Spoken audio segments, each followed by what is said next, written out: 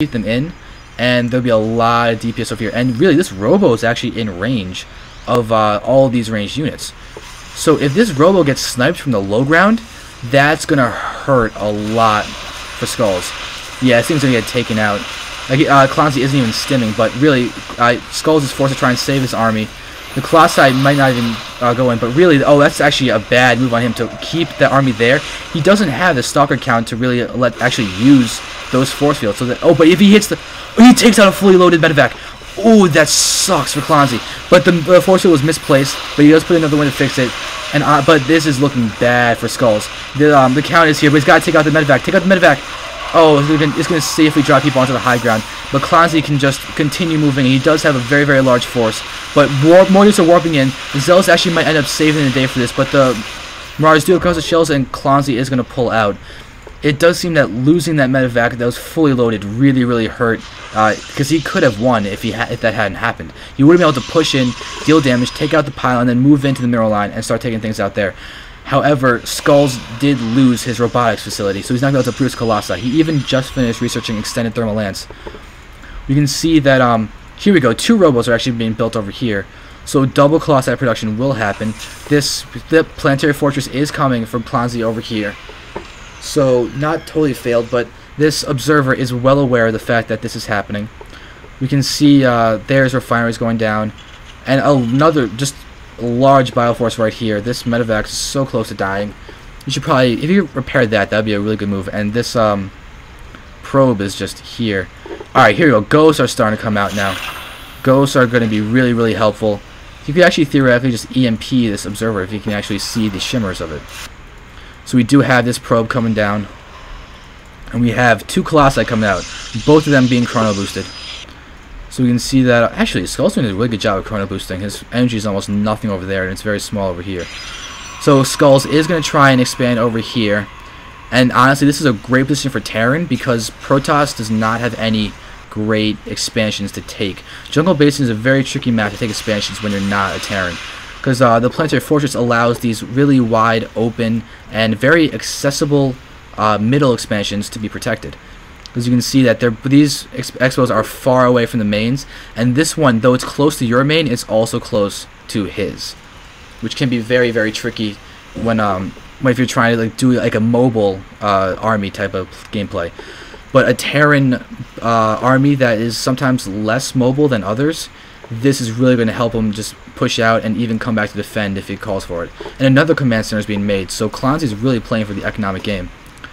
Where the Colossi are out. If you look at the units for a second, we can see that the worker count is actually pretty much even. There is only 1 ghost out, but really 1 good EMP to take out the force fields would greatly hamper Skull's ability to control his army and do a lot of damage. We do have these actually really good placement for the cannons, just to help utilize a concave here and funnel the bio army into this ramp. So that's actually a very, very good move. Are there upgrades? Yep, there is 1/1 upgrades for the ground army of Skulls. And we can see in battle cruiser. Whoa, there's a battle cruiser. So Clonze is teching the battle cruiser. He's got a Viking out. He's still got his Bioforce, and he's got 2 battle cruisers out at the moment. And that's just really cool.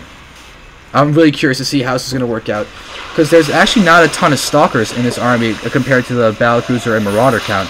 So this Battlecruiser could actually do a lot of damage, and now that this other one is here, I don't know how well the Stalker's going to fare, because if these Marauders can move in and take out some of the Stalkers, the Battlecruisers will have free reign, but it does seem that the Stalker count is actually going to not work, because it seems that there's just way too much that can only attack around. But here we go, more Stalkers have just come in. Force fields are there, blocking some of his army. Charge has been researched, so that's going to help enclose the distance between the bio army of Clonze versus Skulls' just normal Protoss army.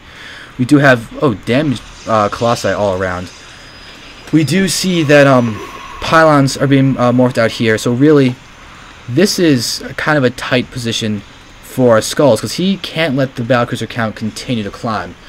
Because right now 3 battlecruisers are out. There is a planetary fortress base here, and if you look at the food count for a second, you'll see that Skulls is ahead. Never mind. It just passed Skulls count. Clonze does have more food than Skulls now.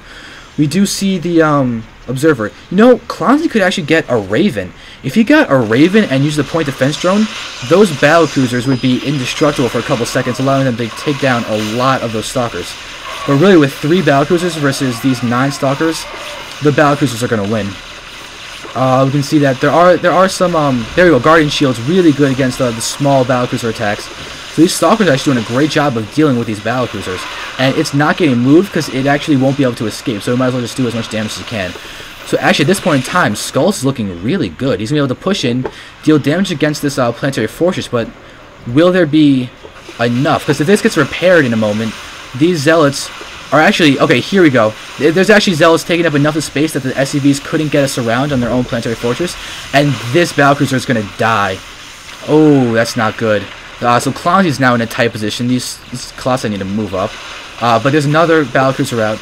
The Bio army is still there, but this Stalker count's going to be really, really good. Is he getting Blink? Because Blink would be great. But 2 battlecruisers are in production. But Skulls has done a great job of keeping the battlecruiser count down. But this battlecruiser is actually getting repaired by SCVs, but it's going to die. Because the Zealots are just doing so much to take down the Bio forces and the SCVs there.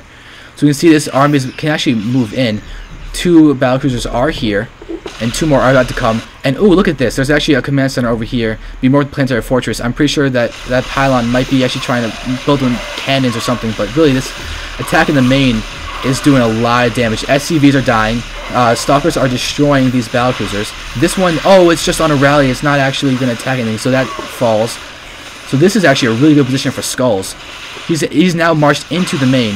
He should probably start taking out the tech labs on the starports, just to make sure that more battlecruisers can't come. We can see that a lot of damage is being taken. Look at the food count for a second. We can see that Skulls does have a very large lead. He's got almost twice the amount of food of Clonze, and he's still being able to push in more. And there's GG from Clonze. Really, really solid game from Skulls. Very well done. And let's keep on going with this clan war.